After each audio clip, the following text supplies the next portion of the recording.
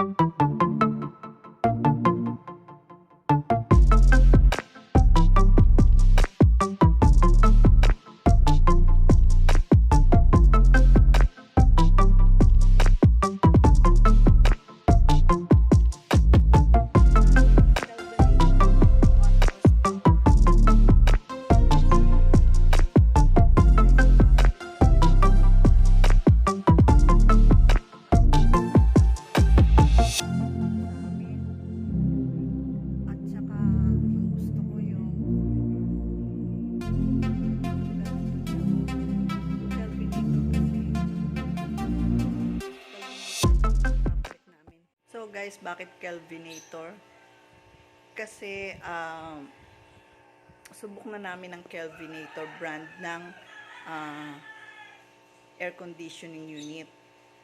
Yung ko kasi maliit pa lang siya, Kelvinator, na hanggang sa nag 12 years old or 13 years old siya, yung Kelvinator pa rin na yun ang aming gamit. So matibay ang Kelvinator window type. So, yung gamit namin dati is 0.75 horsepower lang. Pero ngayon, 1 horsepower ang pinili namin. Yung dati naming air condition na pinalitan namin ngayon, carrier siya pero 0.5 horsepower lang siya. So, mahina siya, hindi siya kayang lumamig ng ganong kalamig na gusto namin. So, nasa maximum na siya, hindi pa siya nakakapagpalamig ng todo, kahit malit lang yung kwarto. So, kinakailangan pa namin gumamit ng electric fan. So, doble-doble yung gastos sa kuryente, diba? Oh. Gusto rin sana namin yung 0.75, maaring tama lang yung sa kwarto namin. Kasi malit na kwarto lang. Kaya lang, mas pinili na namin ng 1 horsepower. Medyo may i-adjust din naman yung lamig nun. Pwede mo siyang pahinaan. So, yung konsumo niya ng kuryente, siguro hindi naman ganun magiging kalaki. Maganda rin sana yung inverter kasi kapag sa konsumo ng kuryente, talagang malaking kabawasan yun kapag ka inverter. Kaya lang, mas pinili namin ang non-inverter kasi subok na nga namin ito. At isa pa, yung halimbawa magkaroon siya ng problema, magkaroon siya ng sira, readily available lagi sa mga shops yung mga parts ng Kelvinator na window type. Yung louver niya, meron siyang top discharge tsaka side discharge. So, ang kagandahan sa kanya, nagsuswing din yung kanyang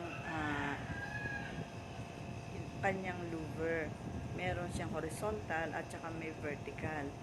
So, pwede mo rin siyang i-focus lang sa kung saan mo gustong i-focus. Unlike yung dati naming aircon na hindi siya nagsuswing. So, hindi rin siya na itataas at na ibababa. Nasa isang side lang siya yung kanyang louver. Ito ang kanyang manual.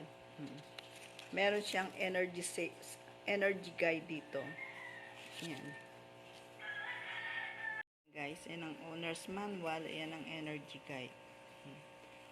9.6 energy efficiency ratio.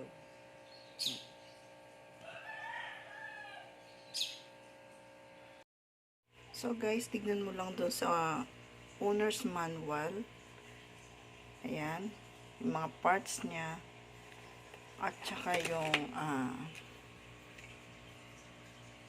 kung ano yung mga maaring makatulong sa'yo if in case na magkaroon ng problem. Yan, may troubleshooting guide. Yan.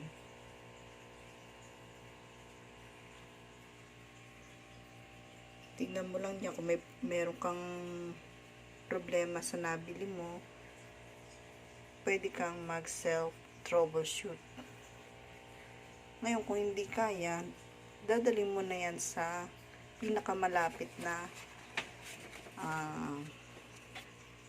center kung saan pwede nilang gawin o mag-service o i-service kanila. Maaaring yung mga parts ay bibilin or credit na sa kanila. So guys, pakita ko lang sa inyo yung Kelvinator brand ng air conditioning unit. Naka-install na po siya sa kwarto. So guys, ito yung Kelvinator brand na window type na 1 horsepower. Ayan.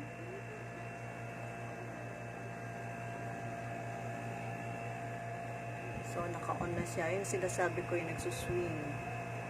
So ito pwedeng ibaba, pwedeng itaas. Ayan. Yan ang gusto ko dyan. So ito pwedeng i-off yung kanyang swing. Pwede mo siyang yung air swing niya. Ayan. Pwede kung gusto mong mag-swing, i-on mo lang siya. So yan ang kanyang thermostat tsaka yung selector.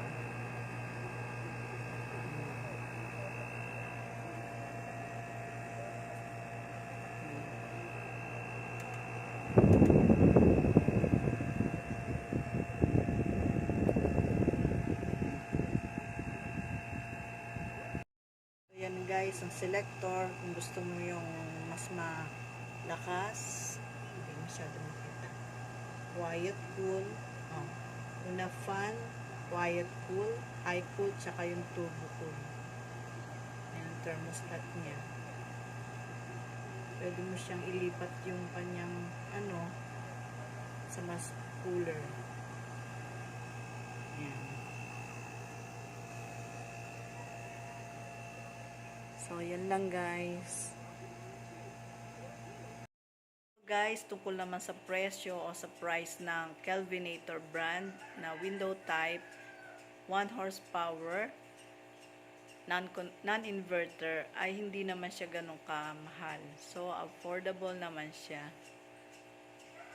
So, yun guys, kung gusto nyong nag-isip kayo kung ano yung brand ng aircon na gusto nyo mabili, I also recommend din naman yung Kelvinator, which is subok na kasi namin yan. Sister company siya ng Condura at ng Carrier. So matitibay na brand. So guys, disclaimer lang po, hindi po tayo sponsor ng Kelvinator brand ng air condition.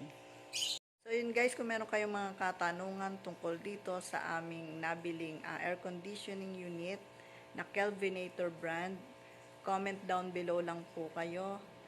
At saka isa pa po, wag niyo pong kalimutang mag-subscribe, like, and share my video.